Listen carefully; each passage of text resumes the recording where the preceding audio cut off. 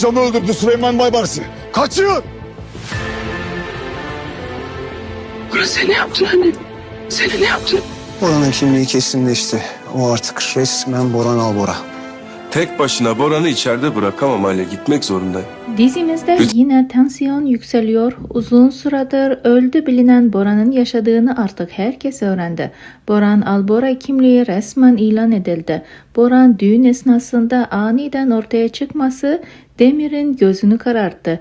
Önceki analizlerimizde de söylediğimiz gibi Bulgarlar da o adamın peşine düşmesi Boran'ın da sonuna az kaldığını işarettir. Olanlardan sonra Alya ve Cihan aşkı daha da güçlenecek ve konaktan tamamen taşınacaklar. Zerrin de Kaya ile sonunda kavuştular. Bebek konusu da artık sır değil. Bundan sonra Sadakat Zerrin'i korumak adına onu konağa getirecek. Demir'le de Zerrin boşanacaklar. Şahin de baba olacağı müjdeyi aldı. Onlar da artık konağa taşınacaklar.